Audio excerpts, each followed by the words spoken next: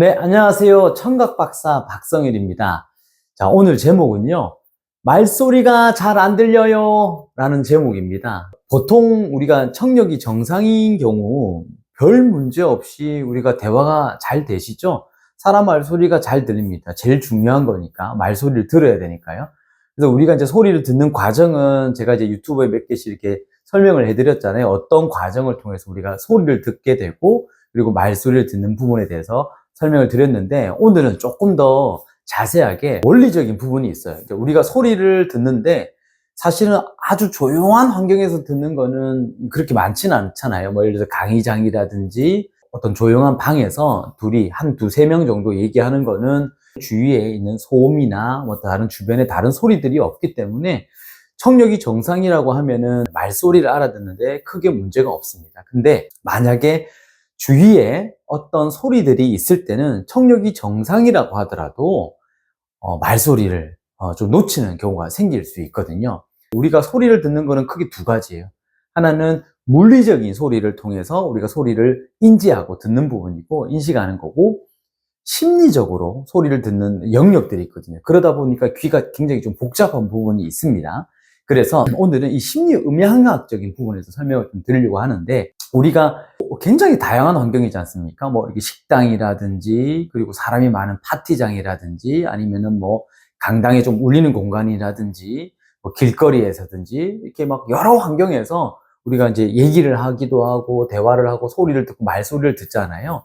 근데 이런 환경의 소리의 크기나 종류나 여러 환경에 따라서 우리가 말소리를 인지하는 부분이 굉장히 다르다는 거예요. 자, 이 부분을 칵테일 파티 효과라고 합니다. 칵테일 파티라는 게 뭔가요? 칵테일 파티가 이제 막 시끄러운 파티잖아요. 이 파티라는 이런 그런 환경 속에서 우리가 소리를 인지하는 부분이 떨어질 수가 있다는 뜻입니다. 그러니까 말은 똑같이 해요. 예를 들어서 말소리가 예를 들어서 한 60데시벨 정도 됩니다. 그리고 소음이 한 60 정도 들어옵니다. 자, 그럼 말소리가 60이고 소음 60 들어왔기 때문에 물리적으로 보면은 1대1이잖아요. 1대1을 비로 들어왔을 때는 말소리가 당연히 들리지 않으셔야 돼요. 그죠? 소음이 그만큼 크기도 하고 말소리도 똑같은 데시벨로 소리 크기로 들리니까 당연히 말소리가 안 들려야 되잖아요. 근데 그거를 이제 신호 대 잡음비라고 표현을 하거든요. 신호는 말소리예요. 잡음은 소음입니다. 그래서 1대1 비율로 했을 때 사실은 들리지 않아야 되는데 우리는 신기하게도 그 환경에서 굉장히 잘 듣습니다. 한 80% 이상, 90% 가까이 청력이 정상이라는 가정하에 잘 듣습니다. 자, 이거는 우리 귀는 물리적으로 소음하고 말소리가 1대1로 들어오기 때문에 이렇게 말소리가 묻혀야 됩니다. 소음이 묻혀야 되는데 우리 뇌가 또 작동을 합니다. 어떻게 작동하냐면 우리가 뭐가 중요하죠? 예, 말소리가 중요합니다. 그래서 이 말소리를 조금 더 높입니다. 그리고 뭐가 필요 없죠? 소음입니다. 그럼 이 소음을 희한하게 또 조금 낮춥니다. 그 부분이 칵테일 파티 효과입니다. 뭐 시끄러운 장소에서도 우리가 말소리를 인지하는 이유는 소리를 받아들이는 중추에서 그 부분을 조절하기 때문에 그런 시끄러운 장소에서도 말소리가 들리는 겁니다. 모르셨죠? 되게 신기한 겁니다. 되게 고마워하셔야 돼요, 우리 뇌에다가.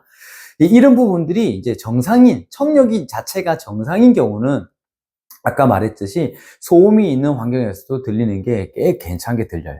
근데 난청이 있는 경우는 생각보다 안 됩니다. 자, 예를 들어서 청력이 정상인 사람이 한 20에서 30데시벨이라고 볼게요. 그 정도도 아주 잘 들리니까. 근데 청력이 한 50데시벨에서 60데시벨 정도 떨어졌습니다. 그럼 이 정도 지금 대화하는 게 잘 안 들릴 경우거든요. 50에서 60데시벨은.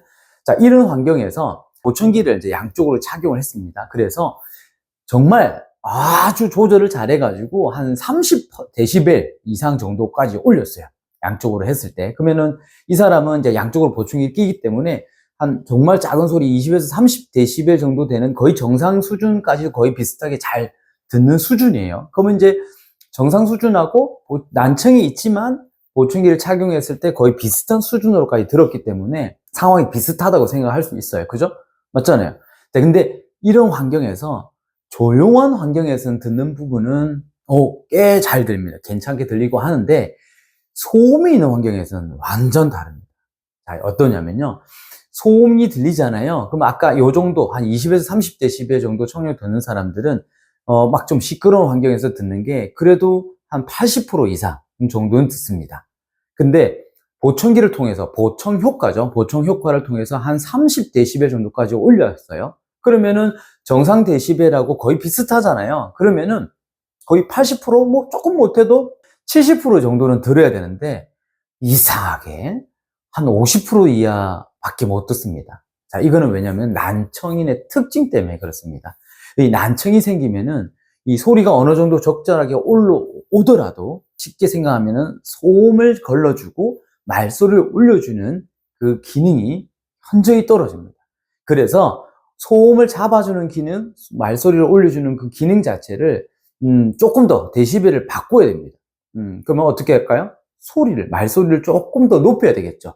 아까 신호대 잡음 비를 조금 더 높여서 소음이 60, 말소리가 60 정도 들리는 상황이다. 그러면은 보충기를 착용하더라도 말소리를 조금 더 높이거나 아니면 거꾸로 소음을 줄일 수는 없으니까 그럼 어떻게 해요? 장소를 조금 더 약간 더 구석진적으로 가시거나 해서 소음을 60dB보다는 조금 더 줄여서 한 50dB 정도 소리를 듣게끔 해서 대화를 하셔야지만 그나마 한 70% 정도까지 올라갈 수가 있는 거죠.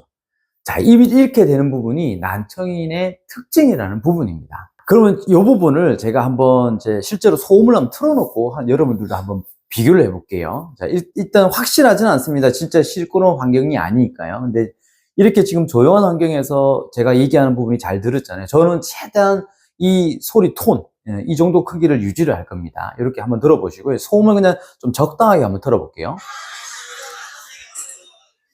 자, 지금 식당 소음입니다. 소음이 이제 어느 정도 들어오더라도 여러분 듣기에는 제가 얘기하는 소리가 어떤 소리인지 잘 알아들으실 거예요. 그죠? 별 문제 없으십니다. 거의 90% 이상, 뭐 거의 100% 가까이 잘 들으실 겁니다. 근데 똑같은 상황에서 아까 말씀하신 것처럼 보청기를 착용하는데 이런 소음이 들어오잖아요. 그러면은 좀 떨어집니다. 물론 이 소음이 그렇게 크지 않기 때문에 그래도 한 70% 정도까지는 들을 수가 있겠지만 만약에라도요. 이 소음을 제가 올려보겠습니다.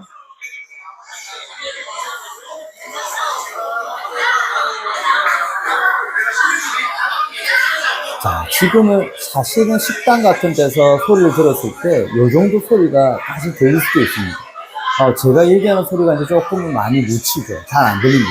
자, 그러면은 제가 얘기하는 소리를 조금 더 크게 들으시려고 하면은 제가 목소리 톤을 조금 더 크게 이렇게 얘기하면은 제가 얘기하는 게 조금 더 들릴 수 있습니다. 근데 이렇게 되면은 되게 많이 피곤하기 때문에 사실은 소음을 좀 줄일 수 있는 조금 조용한 곳으로 가는 게 훨씬 더 피로감이 줄어들고 말소리가 좀 더 잘 들리는 거겠죠.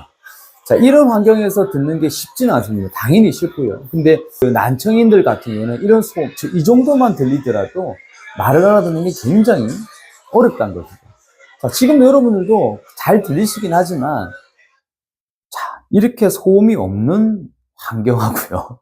방금 이렇게 소음이 있는 환경하고는 너무나도 듣는 게 차이가 날 겁니다.